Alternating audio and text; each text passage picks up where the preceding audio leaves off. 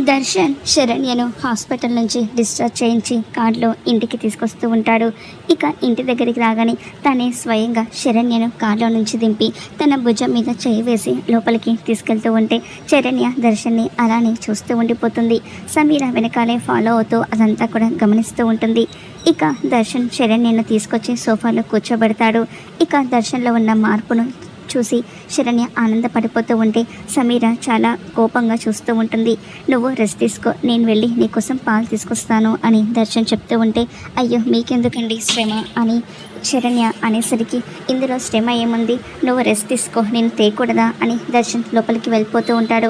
అది చూసి సమీర చాలా కోపంతో వీడికి పెళ్ళం మీద ప్రేమ పుట్టుకొచ్చినట్టుంది, మరి నేనేమైపోవాలి అని అనుకుంటూ ఉంటుంది. ఇక దర్శన్ పాలు తీసుకొచ్చి శరణ్యకు ఇస్తూ ఉంటాడు. శరణ్య పాల గ్లాస్ తీసుకోబోతూ తన చేతికి దెబ్బ ఉండడంతో నొప్పితో బాధపడిపోతూ ఉంటే, ఉండు నేనే తాపిస్తాను అని దర్శన్ స్వయంగా శరణ్యకు పాలు తాపిస్తూ ఉంటాడు. అది చూసి సమీర వీళ్ళను ఇలానే వదిలేస్తే ఒక్కటైపోతారు, వీళ్ళని ఎలాగైనా సరే విడదీయాలి అని కోపంగా చూస్తూ ఉంటుంది. మరి సమీర దర్శన్ శరణ్యను మళ్ళీ విడగొడుతుందా, ఏం జరుగుతుందో రాబోయే ఎపిసోడ్లో చూద్దాం.